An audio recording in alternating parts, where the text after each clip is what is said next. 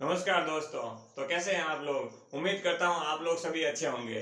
दोस्तों, हम लोगों ने वर्ल्ड ज्योग्राफी की लेक्चर सीरीज में ब्रह्मांड के बारे में विस्तार से अध्ययन किया है। इसके अलावा हम लोगों ने सौर मंडल के बारे में भी पढ़ लिया है। दोस्तों, आज हम लोग बात करेंगे पृथ्वी की गतियों के बारे में। इसके अलावा पृथ्वी पर दिन रात में परिवर्तन कैसे होता है, ऋतुओं में परिवर्तन कैसे होता है, इसके बारे में विस्तार से जानेंगे। ठीक है दोस्तों, लेक्चर स्टार्ट करते हैं। सबसे पहले हम लोग बात करेंगे पृथ्वी की गतियों के बारे में। पृथ्वी की गतियां कितने प्रकार की होती हैं, इसके बारे में हम लोग एक एक करके विस्तार से जानेंगे। ठीक है दोस्तों, अगर टाइप्स की बात करें पृथ्वी की गतियों की, तो ये दोस्तों दो प्रकार की पृथ्वी पर गति होती है। पहला टाइप्स क्या हो गया? घूर्णन गति।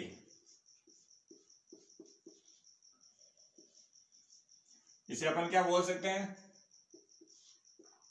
परिभ्रमण।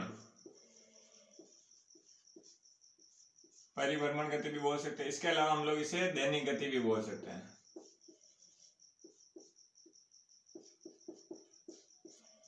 आपको अगर घूर्णन का बोले तो भी यही है, परिभ्रमण बोले तो भी इसका मतलब यही है, दैनिक गति बोले तो भी इसका मतलब यही है। अगर इसका इंग्लिश में बात करें घूर्णन का तो क्या बोलेंगे? रोटेशन। रोटेशन मतलब क्या होता है? घूमना। तो घूर्णन एक हो गया ये।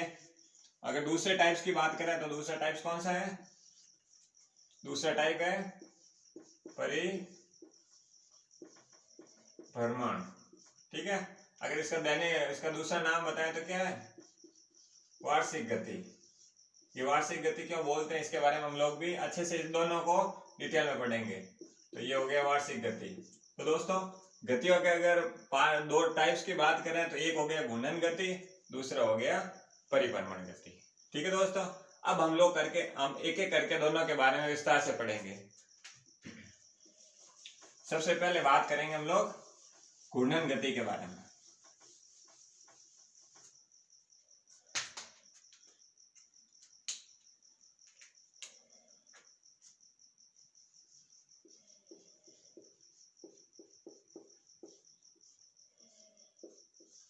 दोस्तों, घूर्णन गति की बात करें, इसको मैंने आपको दूसरा नाम बताया, परिभ्रमण गति भी बोल सकते हैं या दैनिक गति भी बोल सकते हैं, कुछ भी बोल सकते हैं। ठीक है, आपको इन तीनों के बारे में थोड़ा बहुत नाम पता होना चाहिए। तो इसको इंग्लिश में अपन लोगों ने नाम बताया रोटेशन। ठीक है दोस्तों, देखिए दोस्तों, मैं इसको आपको डायग्राम के माध्यम से समझाता हूँ।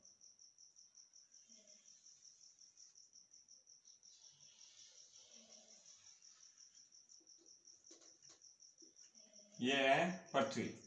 दोस्तों, आपको पता है पृथ्वी का घूर्णन किस प्रकार होता है? पृथ्वी किस प्रकार घूमती है? पश्चिम से पूर्व की ओर। अब घूर्णन गति की अगर बात करें तो घूर्णन गति के अंतर्गत क्या होगा? पृथ्वी अपने अक्ष पर, किसी सूर्य के चारों ओर किसी और ग्रह की बात नहीं कर रहे हैं, पृथ्वी अपने अक्ष पर पश्चिम से पूर्व की ओर घूर्णन कर रही है। समझ गए? पश्चिम से पूर्व की ओर अपने अक्ष पर घूम रही है। तो पृथ्वी का सदैव अपने अक्ष पर घूमना, उसे क्या कहते हैं? घूर्णन गति। ये इसका टाइमिंग की बात करें तो कितना टाइम लगती है? एक घूर्णन पृथ्वी अपने अक्ष पर घूमने में कितना टाइम लगती है? अगर क्लियर डेटा की बात करें तो 23 और 56 मिनट और 4 सेकंड का कुछ, मतलब लगभग 24 घंटे का टाइम लेती है पृथ्वी। अगर आपको पूछ ले एक घूर्णन पृथ्वी का अपने अक्ष पर कितने टाइम में होता है? 24 घंटे में।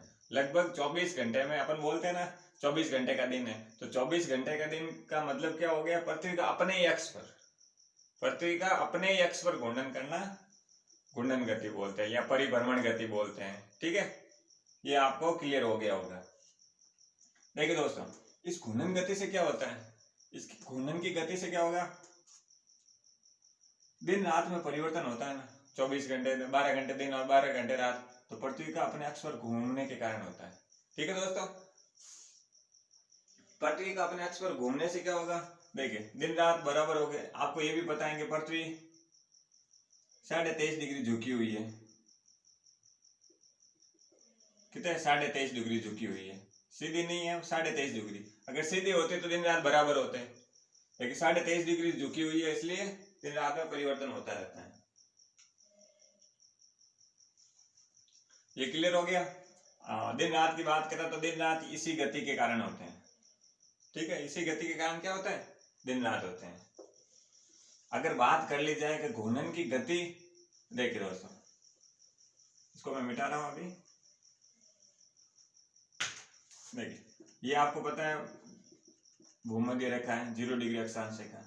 अगर पृथ्वी की गति की बात करें कोई भूमध्य रेखा पर, ऐसा तो है नहीं कि ध्रुवों पर और भूमध्य रेखा पर समान गति होगी, या तो यहाँ ज्यादा होगी या यहाँ कम होगी। अभी ये पता करते हैं अपन लोग, ये होगी भूमध्य रेखा या विषुवत रेखा, जिसे 0 डिग्री अक्षांश रेखा भी बोलते हैं। तो दोस्तों यहाँ पर पृथ्वी के घूमने का जो घूर्णन का टाइम लेती है वो कितना है, 0.46 किलोमीटर पर सेकेंड का टाइम लगता है। ये जो भूमध्य रेखा की स्थिति है, यहाँ पर पृथ्वी को घूमने में कितना टाइम लगता है, 0.4 किलोमीटर पर सेकेंड, ठीक है। अगर मैं लगभग 60 डिग्री अक्षांश के आसपास आऊं तो यहाँ पर क्या होगा, समय और कम हो जाएगा। तो यहाँ मैं कितने, यहाँ पर 0.23 किलोमीटर पर सेकेंड, क्लियर हो गया। देखो घूर्णन अगर आपको ऐसा पूछ ले एग्जाम में कि पृथ्वी का घूर्णन विषुवत रेखा से ध्रुव की ओर घूर्णन गति में क्या होती है, कमी आती है, तब तो सही है। अगर आपको ऐसा पूछ ले कि भाई ध्रुव पर गति अधिक होती है, विषुवत रेखा पर कम होती है, तो ये गलत होगा। विषुवत रेखा पर पृथ्वी का घूर्णन या परिभ्रमण अधिक होता है, धीरे धीरे 60 डिग्री अक्षांश पर कम हो जाता है, और यहाँ पर ध्रुव पर क्या हो जाता है, शून्य हो जाता है। तो अगर गति की बात करें 24 आवर में, तो यहाँ पर 0.46 में इतना टाइम ले रही है, 0.46 किलोमीटर पर सेकेंड।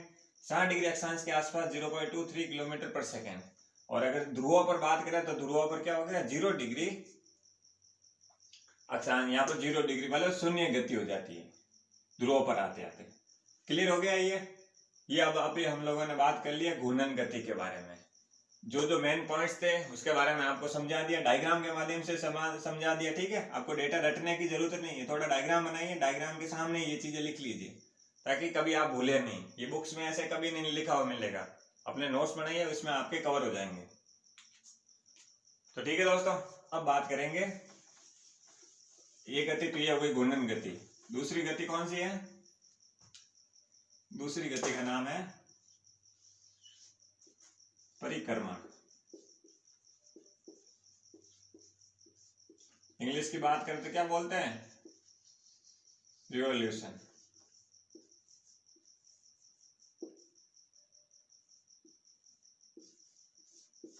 ठीक है, रिवॉल्यूशन हो गया। अगर दूसरा नाम क्या है इसका बोल सकते हैं वार्षिक गति भी। तो इसे वार्षिक गति क्यों बोलते हैं, इसके बारे में भी हम लोग जाएंगे, ठीक है। अब इसको अपन लोग डायग्राम के माध्यम से समझे। अगर इसके डायग्राम की बात करें तो ये आपको पता है, मैं यहाँ बना रहा हूँ, ठीक है। आप साथ साथ नोट्स भी बना सकते हैं। ये हो गया आपके सूर्य, ये सूर्य की स्थिति हो गई, यहाँ बन जाती है आपकी पृथ्वी, ये पृथ्वी की स्थिति होगी, ठीक है दोस्तों।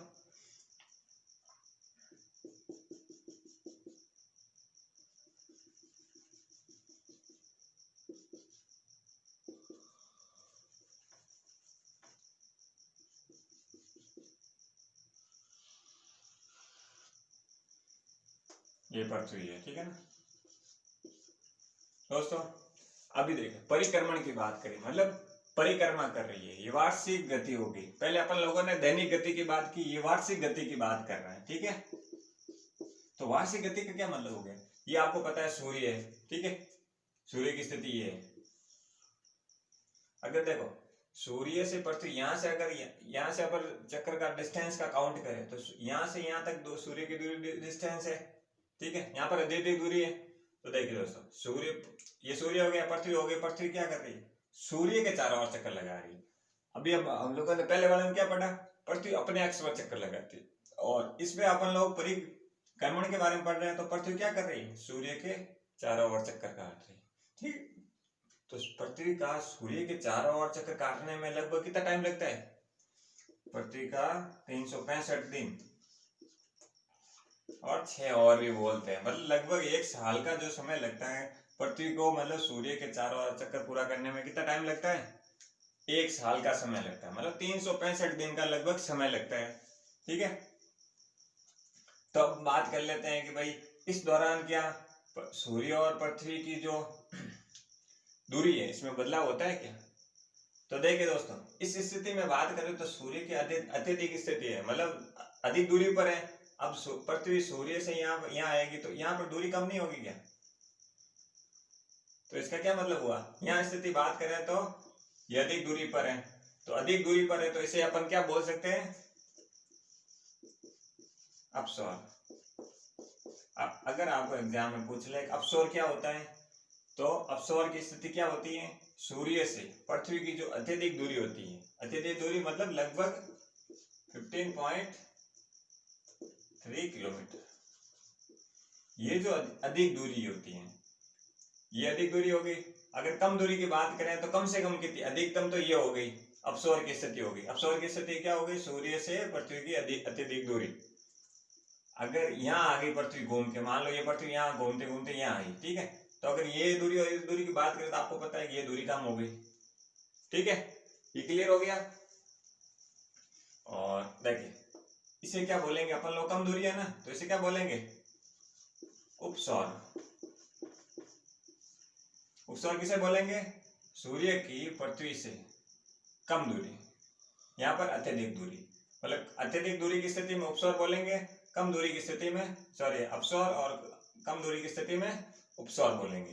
तो ये तो क्लियर हो गया। अगर इसके टाइमिंग की बात करें तो कम कितना है, तो लगभग कितना इसका है 14.7 किलोमीटर। यहाँ से दूरी होगी 14.7 किलोमीटर, यहाँ से दूरी होगी 15 पॉइंट, मतलब ये समझ गए आप, यहाँ और यहाँ में फर्क आ रहा है। तो इसका मतलब ये हुआ कि पृथ्वी की जो घूर्णन के दौरान परिक्रमण कर रहा है सूर्य के चारों ओर, तो इस दौरान क्या गति में बदलाव, दूरी में बदलाव होता रहता है। क्लियर हो गया। अगर इसकी टाइमिंग की बात करें तो ये स्थिति कब कब आती है, तो इसके बारे में हम लोग जान लेते हैं। अगर उपसौर की बात करें तो इसका टाइमिंग होता है 4 जुलाई।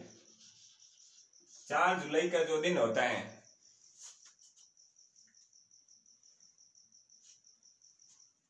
4 जुलाई के जो दिन होता है वो अपसौर की स्थिति होती है, मतलब इस टाइम के दौरान सूर्य और पृथ्वी में अत्यधिक दूरी होती है और कम से कम दूरी की स्थिति होती है। कब ये होती है, 3 जनवरी को। 3 जनवरी की जो स्थिति होती है वो उपसौर की स्थिति होती है, और 4 जुलाई की स्थिति होती है वो होती है अपसौर की स्थिति होगी। दोस्तों ये कॉन्सेप्ट क्लियर हो गया होगा। अब अगर इसके प्रभाव की बात करें कि भाई पृथ्वी घूम रही है, इसका प्रभाव क्या ऋतुओं पर पड़ रहा है, तो दोस्तों मैं आपको बताऊंगा। अगर आपको कोई बोल दे कि भाई पृथ्वी के परिक्रमण से इस पर प्रभाव पड़ रहा है और ऋतुओं में परिवर्तन होता है, तो बिल्कुल गलत होगा। क्यों दोस्तों, देखिए आपको पता है कि इसमें ऋतुओं का कोई रोल नहीं है, ऋतु परिवर्तन का कोई बात नहीं हो रही। यहाँ सिर्फ तापमान में जरूर बदलाव हो सकता है। क्यों, यहाँ पर अत्यधिक दूरी की स्थिति है, तो क्या होगा, यहाँ दूरी होगी तो तापमान यहाँ पर कम होगा। इसके कंपैरिजन में तो थोड़ा कम ही होगा ना। चीजें अगर सूर्य से ज्यादा दूरी रहेगी, पास रहेगी तो गर्मी अधिक रहेगी, अगर थोड़ा दूर रहेगी तो क्या होगा, गर्मी कम होगी। तो एक चीज प्रभाव की अगर बात करें, ऋतुओं पर तो कोई प्रभाव नहीं पड़ता है, लेकिन तापमान पर प्रभाव जरूर पड़ता है। क्लियर हो गया दोस्तों। ये आपके पृथ्वी की गतियों के बारे में 2 टाइप्स थे, मैंने उसको विस्तार से समझाए हैं। अगर आपको कुछ भी समझ में नहीं आया हो तो आप है ना वीडियो को रिप्ले करके देख सकते हैं। ठीक है दोस्तों, ये हो गया क्लियर। तो ठीक है दोस्तों, अब बात करेंगे दिन रात की स्थिति में क्या परिवर्तन होता है, पृथ्वी पर दिन रात की स्थिति में कैसे परिवर्तन होता है, उसके बारे में हम लोग विस्तार से पढ़ेंगे।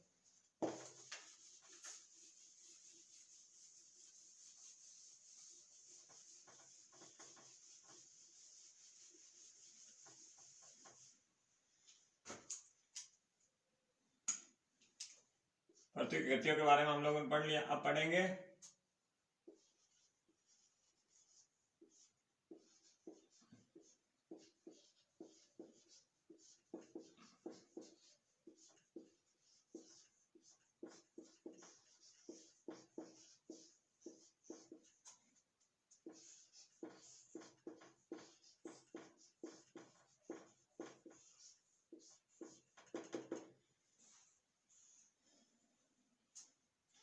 अब इसके बारे में हम लोग सारा कॉन्सेप्ट समझने की कोशिश करेंगे। ठीक है दोस्तों, टाइम लगेगा दोस्तों, लेक्चर लंबा हो सकता है क्योंकि टॉपिक ही कुछ ऐसे कॉन्सेप्चुअल है। आपको रटने की जरूरत नहीं, आपको सिर्फ कॉन्सेप्ट समझने की जरूरत है।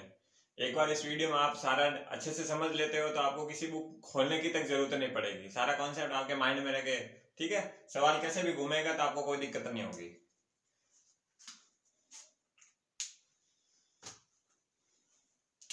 दोस्तों दिन रात की बात करें तो ये आपको पता है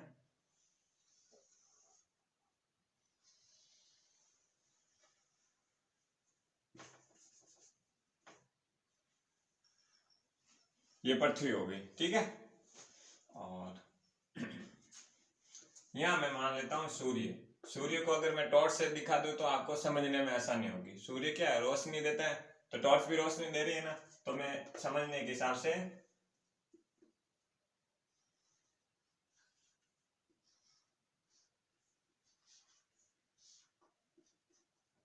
ये हो गई दोस्तों टॉर्च। तो सूर्य क्या है, सूर्य जिसे अपने टॉर्च माना, तो सूर्य क्या कर रोशनी दे रहा है।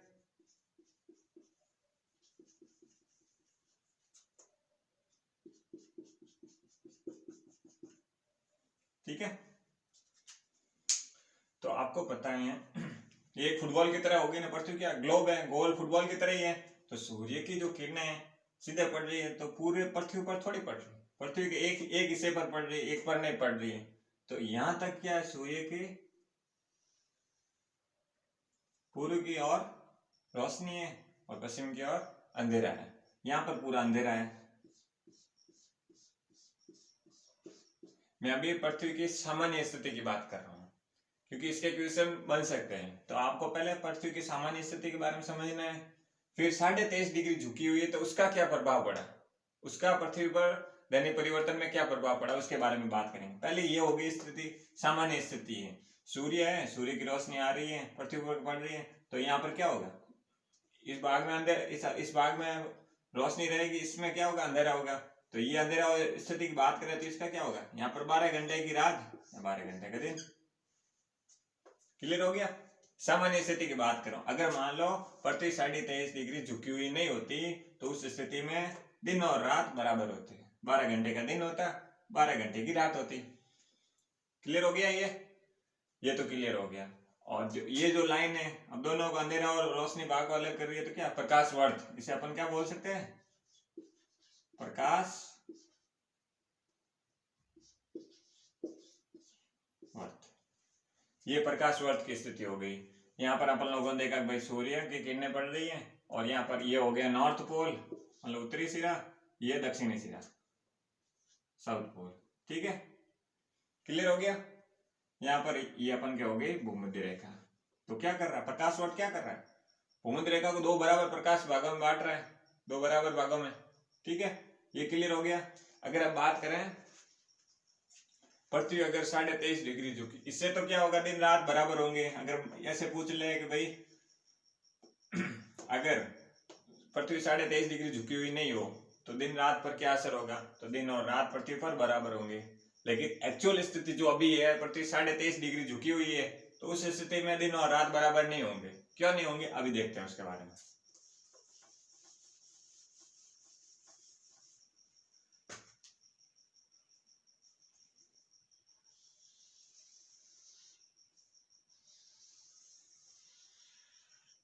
दोस्तों ये पृथ्वी हो गई। ठीक है दोस्तों, ये मैंने आपको बताया, ये हो गया प्रकाश वर्ष।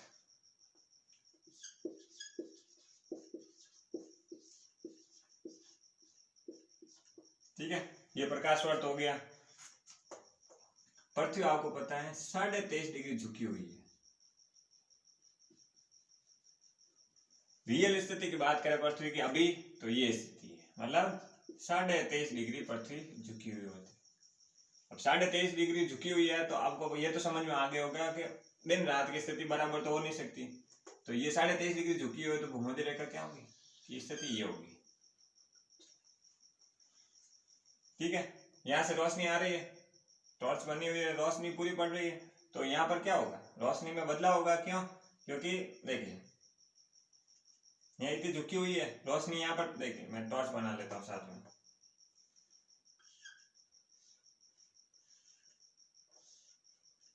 ये देखिए अगर रोशनी पड़ेगी यहाँ पर,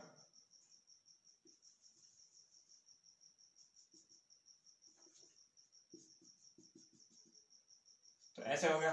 तो क्या होगा देखिए, रोशनी,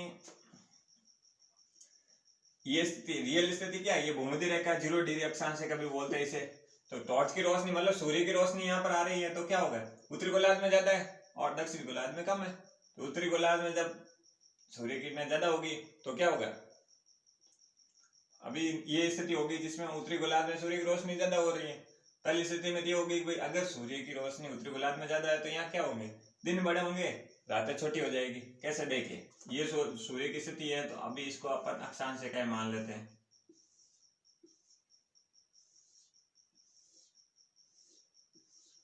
ठीक है, ये भूमध्य रेखा हो गई। अब इसी से देखिए, यहाँ सूर्य की रोशनी ज्यादा हो रही है, तो ये क्या है, यहाँ पर रोशनी ज्यादा हो रही है, यहाँ कम हो रही है।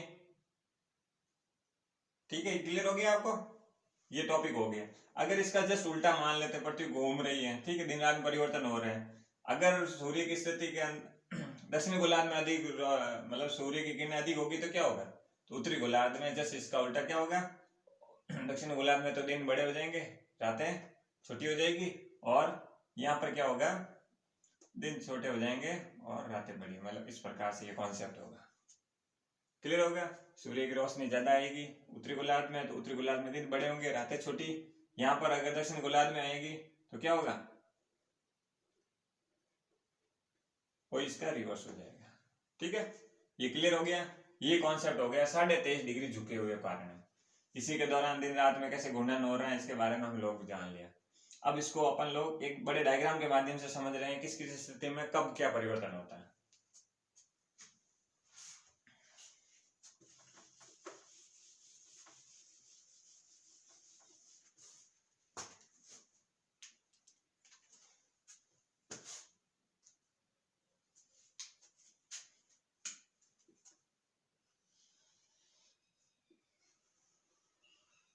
तो ये पृथ्वी हो गई,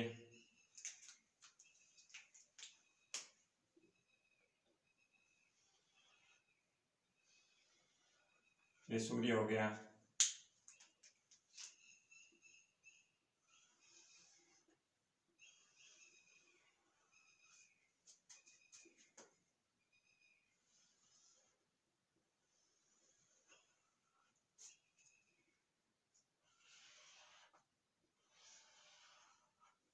देखिए दोस्तों, अपन पृथ्वी के सूर्य के चारों ओर परिक्रमा कर रही है, तो इस दौरान दिन रात में कैसे परिवर्तन हो रहा है, अपन डेट वाइज देखेंगे, किस डेट को कितना परिवर्तन हो रहा है।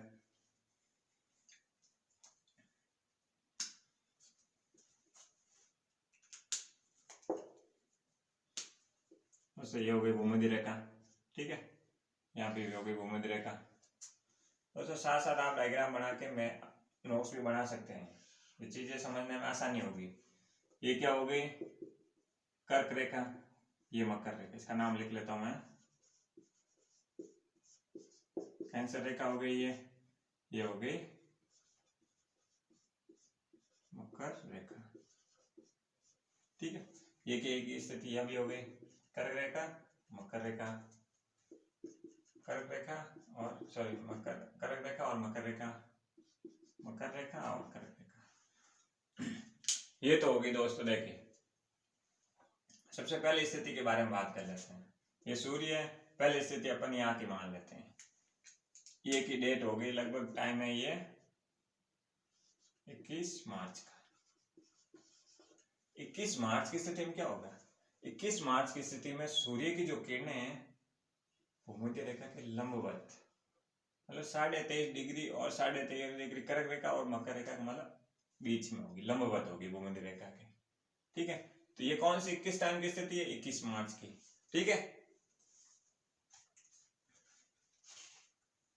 ये तो 21 मार्च की स्थिति हो गई।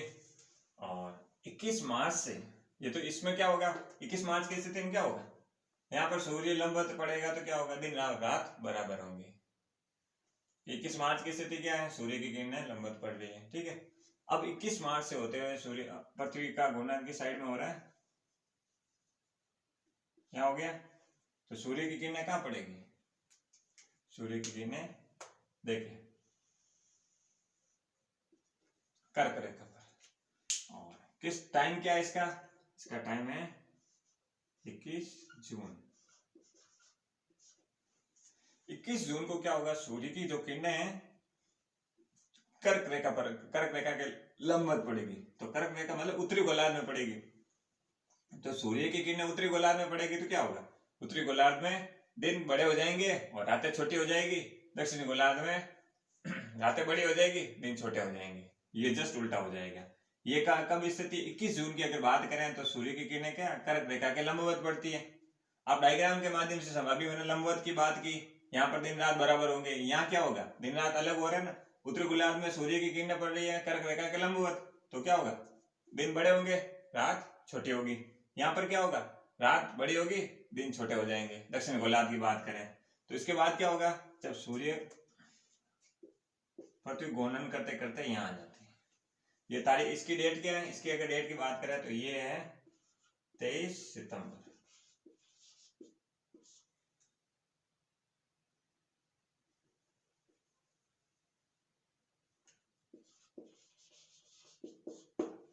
ये 23 सितंबर की स्थिति है। तो इस स्थिति के दौरान क्या होगा, सूर्य की किरणें फिर वही स्थिति में आ जाएगी, लंबवत पड़ेगी। मतलब 23.5 डिग्री उत्तरी, 23.5 डिग्री दक्षिण गोलार्ध के मध्य, मतलब भूमध्य रेखा के लंबवत पड़ेगी। तो वापिस ये स्थिति क्या हो गई, विषुव की स्थिति बोलते हैं हम लोग मौसम परिवर्तन के, और इसमें डिटेल में जानेंगे। तो ये स्थिति होगी नॉर्मल, तो इसमें क्या लंबवत होगी, तो लंबवत की सूर्य की किरणें होगी तो क्या होगा, दिन और रात बराबर होंगे। तो दिन और रात बराबर होंगे तो क्या होगा, यहाँ का मौसम भी नॉर्मल जाएंगे। मौसम के बारे में आगे बढ़ेंगे, फिर भी थोड़ा बहुत बता देता हूँ आपको। तो ये होगी, ये 23 सितंबर की स्थिति होगी। अब बात करते हैं कि भाई पृथ्वी घूमते हुए, अभी पृथ्वी का परिक्रमण होते होते पृथ्वी यहाँ आ गई। इस स्थिति के दौरान क्या होगा, इस स्थिति के दौरान सूर्य की किरणें मकर रेखा पर पड़ेगी। यहाँ कर्क रेखा की बात हो गई 21 जून को। आपको डेट भी याद रखनी है, एग्जाम में डायरेक्ट डेट भी पूछ सकता है, ठीक है। कर्क रेखा पर किस डेट को पड़ती है, 21 जून को। मकर रेखा पर, मकर रेखा की बात करें तो मकर रेखा की जो टाइमिंग है, डेट है, वो कौन सी है, 22 दिसंबर की जो स्थिति होती है, सूर्य की किरणें मकर रेखा के लंबवत होती है। तो आपको पता है मकर रेखा कहाँ है, दक्षिणी गोलार्ध में, मतलब सूर्य की किरणें दक्षिणी गोलार्ध में अधिक पड़ेगी। तो सूर्य की किरणें दक्षिणी गोलार्ध में अधिक पड़ेगी तो क्या होगा, दक्षिणी गोलार्ध में दिन बड़े होंगे, रातें छोटी होगी, और अपन के यहाँ क्या होगी, ठंड होगी। सर्दियां कब स्टार्ट होती है, अभी मौसम के बारे में हम लोग और विस्तार से पढ़ेंगे। तो ये की स्थिति ये होगी, ठीक है, क्लियर हो गया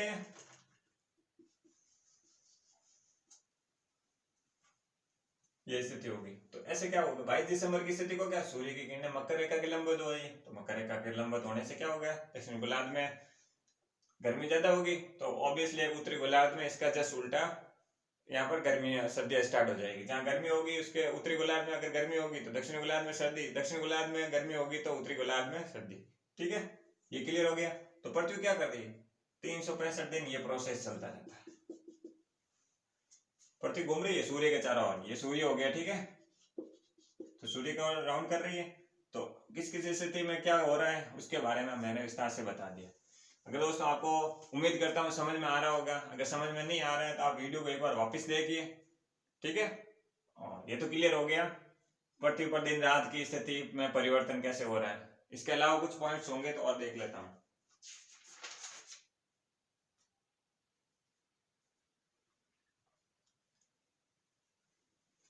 और अगर एनसीईआरटी के कुछ शब्द की बात करें तो एनसीईआरटी के कुछ शब्द है, जैसे यहाँ पर सूर्य की किरणें यहाँ उत्तरी गोलार्ध में ज्यादा पड़ रही है तो क्या होगी, इसे क्या बोल सकते हैं, ग्रीष्म संक्रांति, ठीक है। और यहाँ पर सूर्य की किरणें ज्यादा पड़ रही है दक्षिण गोलार्ध में, तो इसे क्या बोलेंगे, शीत संक्रांति, ठीक है। शीत संक्रांति की ये स्थिति हो गई, ग्रीष्म संक्रांति की, ये एनसीईआरटी के शब्द हैं, ठीक है। सूर्य उत्तरायण हो जाता है, दक्षिणायन हो जाता है सूर्य की किरणें, तो इसके बारे में ये हो, उत्तरायण उत्तर की ओर होता है उत्तरायण, दक्षिण की ओर होता है दक्षिणायन, ठीक है, ये क्लियर हो गया। तो ठीक है दोस्तों, अब बात करते हैं मौसम परिवर्तन के बारे में। पृथ्वी पर मौसम में परिवर्तन, बदलाव कैसे होते हैं उसके बारे में हम लोग अध्ययन करेंगे।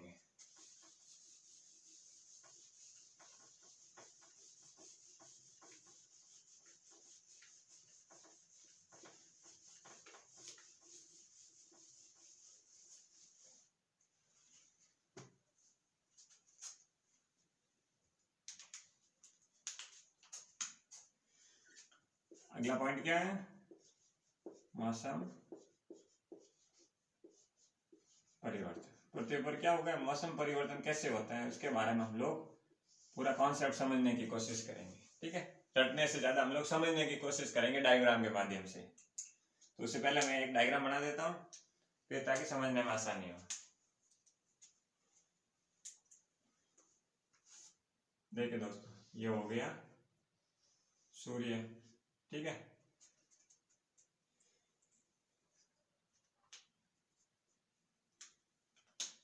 इसको इस कलर से कर लेता हूँ ताकि और बेटर हो जाए। ये हो गया सूर्य।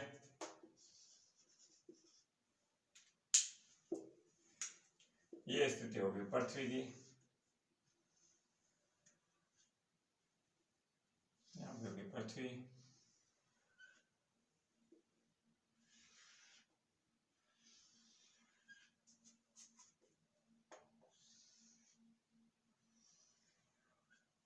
ठीक है दोस्तों, ये पृथ्वी है। पृथ्वी को मैंने अलग अलग टाइम के हिसाब से, मौसम किस टाइम में क्या परिवर्तन हो रहा है उसके हिसाब से आपको बता दिया। तो मौसम परिवर्तन के बारे में बात करेंगे हम लोग। तो पृथ्वी क्या किस प्रकार घूर्णन कर रही है, पृथ्वी ऐसे घूम रही है।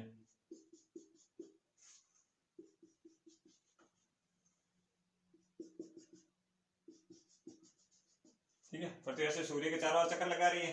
तो किस टाइम में क्या स्थिति है उसके बारे में पढ़ेंगे। ठीक है, पहले मैं आपको बता दूं, ये है भूमध्य रेखा, ये कर्क रेखा की स्थिति है। ये भी है भूमध्य रेखा, ये कर्क रेखा की स्थिति है।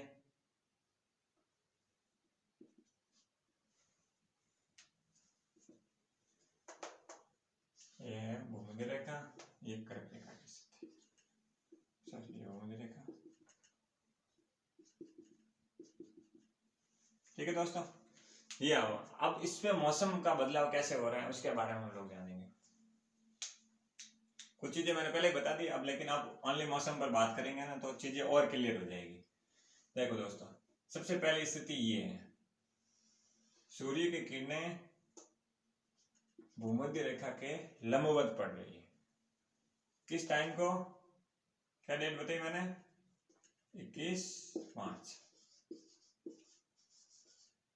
21 मार्च की जो टाइम होता है उस दौरान सूर्य की किरणें क्या पड़ रही है, विषुवत रेखा पर, मतलब विषुवत रेखा की लंबवत पड़ रही है। विषुवत रेखा की लंबवत पड़ रही हो तो इसका क्या मतलब हुआ, इसका मतलब इसे बोल क्या पहले बोलेंगे क्या, इसे वसंत विषुव बोलेंगे। ठीक है, विषुव क्या होता है, विषुव मतलब 21 मार्च और 23 सितंबर के टाइम विषुव की स्थिति होती है। विषुव के टाइम क्या होता है, पृथ्वी पर दिन और रात बराबर होते हैं। ठीक है, तो पहली स्थिति 21 मार्च को हो गई, तो 21 मार्च इसे क्या बोलेंगे, वसंत विषुव बोलेंगे। अब 21 मार्च का इसका प्रभाव क्या रहेगा मौसम पर, 21 मार्च की स्थिति को। तो मौसम प्रभाव की बात करें तो यहाँ पर मौसम सामान्य रहेगा, ना ज्यादा गर्मी पड़ेगी ना ज्यादा सर्दी पड़ेगी। तो लंबवत पड़ रहा है क्या मतलब 23.5 डिग्री की, 23.5 डिग्री कर्क उत्तरी और 23.5 डिग्री दक्षिणी के मध्य जो लंबवत सूर्य का प्रकाश पड़ेगा, तो क्या होगा यहाँ पर मौसम का जो प्रभाव होगा वो सामान्य रहेगा, ना ज्यादा कुछ सर्दी पड़ेगी ना ज्यादा गर्मी की स्थिति रहेगी। ठीक है दोस्तों, क्लियर हो गया। अब बात करेंगे देखिए, ये पहली स्थिति हो गई 21 मार्च को, इसे बसंत ऋतु को भी कहते हैं। यहाँ पर मौसम परिवर्तन की बात करें तो मौसम परिवर्तन क्या होगा, दिन और रात तो बराबर हो रहे हैं लेकिन मौसम परिवर्तन सामान्य रहेगा। अब ये 21 मार्च की स्थिति हो गई, अब पृथ्वी घूम के यहाँ आ गई। ठीक है, इस स्थिति में बात करें तो सूर्य की किरणें कहाँ पड़ रही है, कर्क रेखा के लंबवत पड़ रही है। ठीक है, मतलब उत्तरी गोलार्ध में सूर्य की किरणें ज्यादा पड़ रही है। तो उत्तरी गोलार्ध में सूर्य की किरणें ज्यादा पड़ रही है तो इसका मतलब क्या होगा, उत्तरी गोलार्ध में तो गर्मी पड़ेगी और दक्षिणी गोलार्ध में सर्दियां पड़ेगी। क्यों, कि सूर्य की किरणें कर्क रेखा के लंबवत हैं। इसकी डेट की बात करें तो कौन सी डेट है, 21 जून।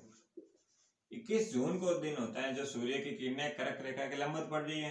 तो उत्तरी गोलार्ध में क्या हो गया, दिन, और दक्षिणी गोलार्ध में मतलब सॉरी उत्तरी गोलार्ध में होगी ठंड, गर्मी अधिक होगी, तो दक्षिणी गोलार्ध में सर्दियां होगी। क्यों, सूर्य की किरणें उत्तरी गोलार्ध में पड़ेगी तो दक्षिणी गोलार्ध में सर्दियां तो होनी। ठीक है, क्योंकि यहाँ पर सूर्य किरणें जा ही नहीं रहे तो वहां पर ठंड रहेगा। तो ये 21 जून की स्थिति हो गई। ठीक है, ये क्लियर हो गया। आपको किस पर पड़ रही है उसके बारे में, जैसे कर्क रेखा पर पड़ रही है तो मतलब उत्तरी गोलार्ध में। डेट क्या है, 21 जून की स्थिति है, ये हो गई इसके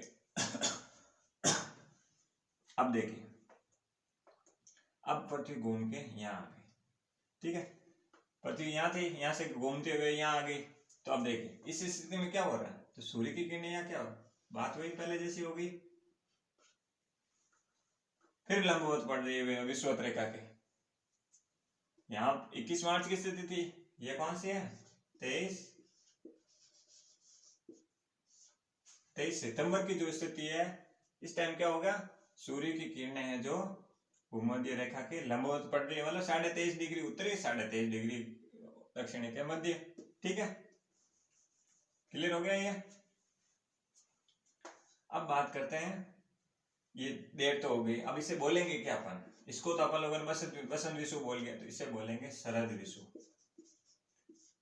शरद विषु की स्थिति ये होगी। आपको डायग्राम को अच्छे से समझना है, आपको कोई थ्योरी लिखने की भी जरूरत नहीं पड़ेगी, अगर डायग्राम में ये चीजें ऐड कर लेना आप तो कोई जरूरत नहीं है आपको, ठीक है।